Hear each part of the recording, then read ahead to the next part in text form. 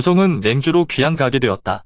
맹주로 가는 도중에 무송은 우연히 장천과 손이랑이 하는 인육주점에 들리게 된다. 거기서 무송은 장천과 위영제를 맺는다. 당시 송나라에는 태조 무덕 황제가 정한 법이 있었다.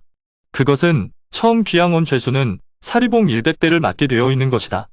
그래서 귀양 온 죄수들은 죄수들을 관리하는 관영과 차발, 그리고 옥졸들에게 뇌물을 준다.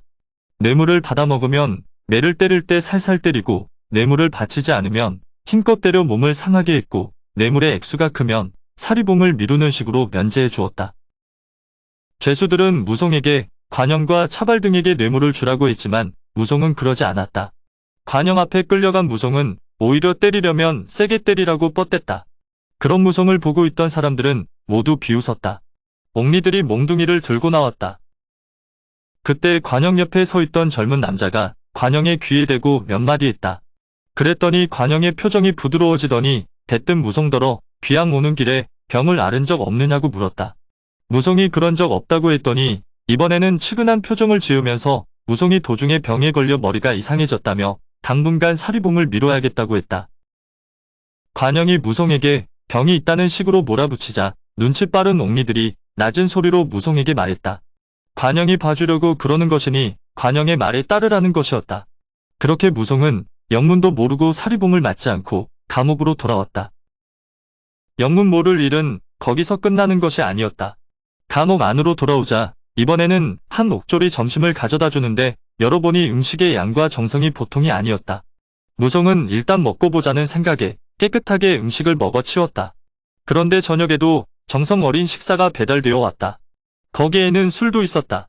무송은 의아했지만 먹고 죽은 귀신은 혈색이라도 좋다는 생각으로 일단 먹었다. 무송이 저녁을 다 먹자 이번에는 목욕물을 받아놨다며 무송에게 목욕을 시켜줬다. 목욕을 하고 감방으로 돌아오니 이불과 돗자리를 펴놓고 목침도 하나 갖다 놓으며 눕기를 권했다. 무슨 꿍꿍이 수작인지는 몰라도 무송은 일단 편하게 잠들었다. 그런 영문 모를 극진한 대접이 며칠이나 이어졌다. 무송도 더는 궁금증을 참지 못하고 심부름하는 사람을 붙잡고 누가 시켰냐고 물었다. 그 사람은 관영의 집에서 일하는 하인이었다. 그 사람 말로는 관영의 아들이 시켜서 하는 일이라고 했다. 며칠 전 사리봉을 맞으러 갔을 때 관영의 귀에다 대고 말을 하던 젊은 남자가 관영의 아들 시은이었다. 무송은 하인에게 시은을 만날 수 있게 전해달라고 했다. 그렇게 관영의 집에서 무송과 시은의 만남이 이루어졌다. 무송은 자신에게 원하는 게 뭐냐고 단도직입적으로 물었다. 시은이 무송을 극진히 대접한 이유는 이랬다. 맹주에는 쾌활림이라는 저작거리가 있었다. 수백 개가 넘는 상점들이 있고 노름방도 많은 번화가였다. 시은은 어려서부터 무예를 익혔던지라 맹주 바닥에서는 제법 실력이 알려진 허걸이었다. 그런 시은이 쾌활림에서 술집을 열었다. 관영의 아들인데다 싸움도 잘하는 시은이다 보니 자연히 주변 상인들이 시은의 세력 안으로 들어왔다. 오래자나 시은은 쾌활림의 이권을 좌지우지하는 위치가 되었다. 그런데 최근에 군 훈련소장인 단련으로 장시성을 쓰는 사람이 부임해왔다. 장단련은 장문신이라는 건달을 데려왔는데 몸집이 크고 싸움 실력이 뛰어난 자였다. 장문신은 오자마자 쾌활림으로 뛰어들어 그때까지 시은이 거머쥐고 있던 모든 이권을 빼앗아버렸다. 거기다 시은은 장문신과의 싸움에서 큰 부상을 입고 두 달이나 병상에 누워있다가 최근에야 움직일 수 있었다. 아직도 팔은 다 낫지 않은 상태라고 했다. 시은은 장문신에게 복수하고 싶었지만 그럴 수 없었다고 한다. 사람들을 모아서 장문신을 칠 경우에는 장문신 뒤에 있는 장단련의 군사들이 개입할 수 있기 때문이었다. 그래서 장문신에게 복수하려면 1대1로 붙어야 하는데 맹주성 안에는 그만한 실력자가 없었다. 그러던 중에 무송이 맹주로 귀양을 오게 된 것이었다.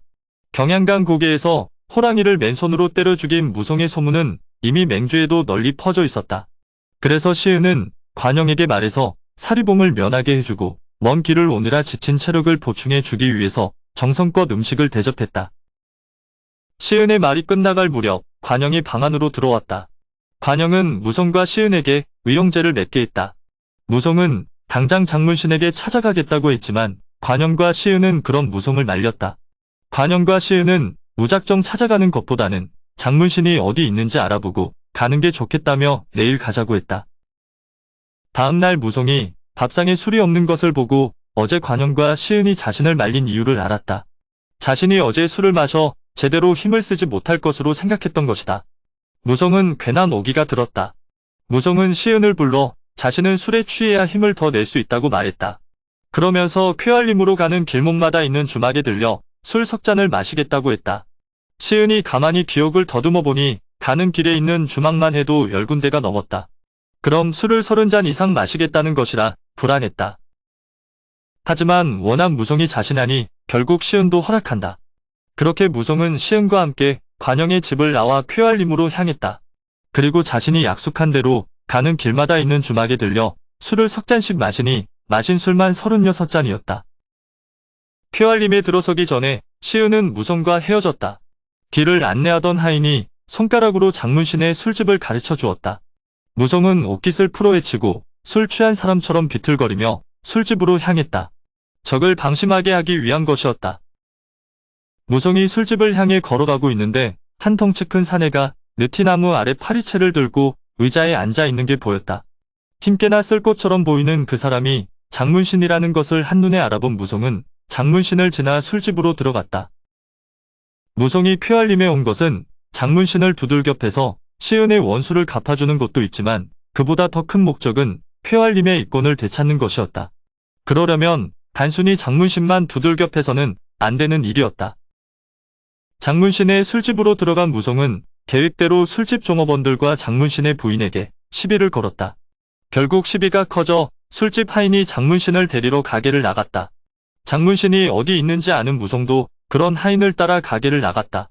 무성이 거리로 나온 것은 구경꾼들이 많이 모여들게 하기 위해서였다.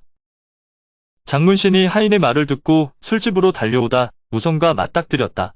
그냥 술집에서 일어난 별거 아닌 시비 정도로 생각했던 장문신은 무성을 보자 바로 덤비지 않고 가만히 무성을 살피기 시작했다. 힘께나 써 보이기는 했지만 장문신에 비해 큰 몸집은 아니었다. 거기다 걸음걸이가 비틀거리는 게 술이 꽤나 취해 보였다. 그러자 장문신은 조금 마음이 놓였다. 상대를 파악했다고 생각한 장문신은 무성에게 덤벼들었다. 무성은 그런 장문신에게 일부러 밀리는 척하며 등을 보이고 달아났다. 장문신이 그런 무성을 앞뒤 살피지도 않고 무작정 뒤쫓으며 주먹을 날려댔다. 그런데 무성이 갑자기 뒤돌아서며 장문신의 아랫배를 향해 발차기를 날렸다. 씨름꾼 출신인 장문신은 날아오는 무성의 발을 잡으려고 양손을 아랫배 쪽으로 내렸다. 그 순간 무성이 날아가던 발을 빼내서 그대로 얼굴을 향해 궤적을 틀었다. 타고난 장사인 무성의 발이 그대로 장문신의 얼굴을 타격했다. 장문신은 그 충격을 이기지 못하고 뒤로 엉덩방아를 찍고 말았다. 그 짧은 틈을 놓치지 않고 무성이 달려들어 장문신의 가슴 위로 올라탔다. 그리고는 호랑이도 때려 죽이는 주먹을 마구 내리꽂기 시작했다. 장문신이 필사적으로 막아보았지만 될 일이 아니었다. 결국 장문신은 살려달라고 외치며 빌었다. 무성은 주먹을 멈추고 그런 장문신에게 3가지 조건을 내걸었다. 첫째는 모든 것을 그대로 시은에게 돌려주고 당장 쾌활림을 떠나는 것이고, 둘째는 쾌활림의 건달패거리의 우두머리를 모아 시은에게 사과하는 것이었다. 마지막으로 셋째는 2번 다시 맹주로 돌아오지 않는 것이었다.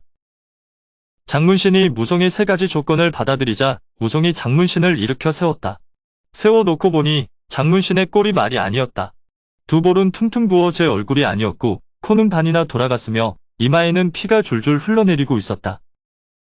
무성은 마지막으로 장문신에게 자신이 경양강 고갯길에서 큰 호랑이를 맨주먹으로 때려 죽인 무성이라며 엉뚱한 생각을 하지 못하게 겁을 줬다. 그렇게 무성은 시은에게 쾌활림의 이권을 되찾아 주었다. 관영은 아들 시은이 쾌활림을 되찾았다는 소식을 듣고 기뻐하며 잔치를 벌려 무성을 대접했다.